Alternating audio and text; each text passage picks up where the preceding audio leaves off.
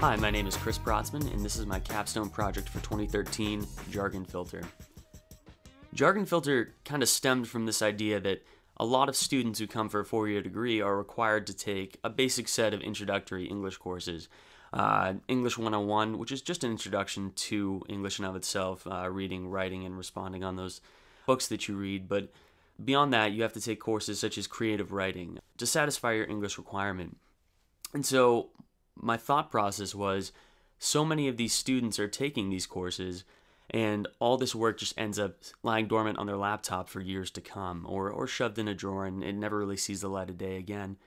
And so I wanted a place where students could post that work, be it an engineering student or an English student, be it a poem, be it a short story, be it a non-fictional piece, be it an academic piece. There's no forum for people to come out and post those things. And so that's what Jargon Filter aims to do. It aims to provide that online forum for people to come and post their work.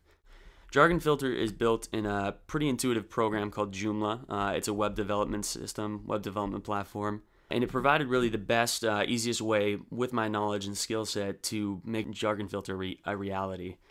Joomla, I won't get too much into it, but is an incredibly adaptive platform for doing what I needed to do to get Jargon Filter up and moving. So let me show you the site itself, jargonfilter.com. This is what you see when you come to the homepage. My idea for the homepage was having a collection, or kind of a mosaic, of the newest and best reviewed work, and that's what this is. The front page really is that. It shows tiles of the most liked pieces, is really how it's rated. There's different options for how you can kind of display this information, but I wanted it to be the most popular reviewed pieces.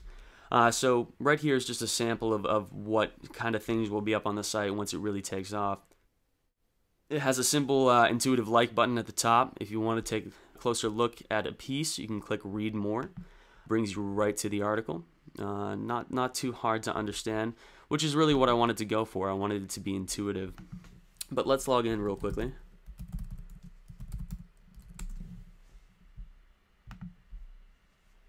And so the user login is right on the side there, as you can see there. I just logged in. And from the login standpoint, this is where you can go and create an article. And so if I wanted to create an article, my great story, I would just put the title up there, very simple, and then start doing my writing. Works very much just like Microsoft Word or word processor. It's very simple, and that's the way I wanted to keep it. And then a couple of options down here for really categorizing it in the system. There's a few categories up right now: academic, creative, screenplays, nonfiction, photography, and poetry. That's just a starting off point. As it grows, I want to build on those categories. You know, breaking down things by year in school was one of the recommendations I had in a capstone review. And I think that's the next step it could take. And as it progresses, I want to kind of access those things. But once you create your article, once you write it, give it a title and give it a category, you just hit save.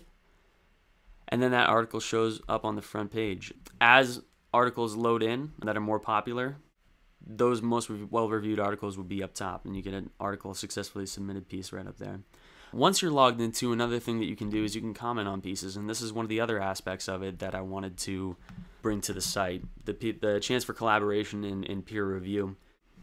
We have the article right up here that I just wrote, my great story, and so I'm just gonna write a comment, great story, and it could be anything that the person wants to say about the article. So that posts up there, and then you have a user comment stream below of the things that people are saying about your piece. As I put it together, one of the things I saw was that it had the opportunity to be a little bit more than just a place for people to submit their pieces of writing. And I wanted it to become a place where people could post their photography as well. So just an example of what photography looks like. You can see it right from the front page too. It pops up just like all the other the stories, and you get a little preview browser here of the actual photograph if you don't want to jump into it a little bit more. And then another thing was video as well.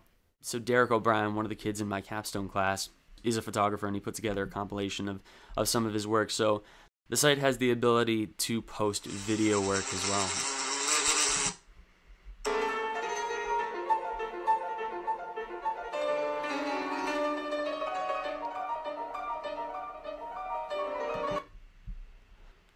few other things I want to touch on just before we leave. The articles can be broken down by category. As we see here, you can take a look at political pieces if you want to. This is creative work. Any collection of things. You can also search by authors as well, looking and seeing who's online at that time too. And then if you click in, jumping in a little bit further, looking at the pieces that they've done. So that's Jargon Filter. That's kind of the quick overview, but thank you for listening, and I hope to kind of expand Jargon Filter in the future and really let it take over and be a creative force at the University of Maine and hopefully beyond. Thank you.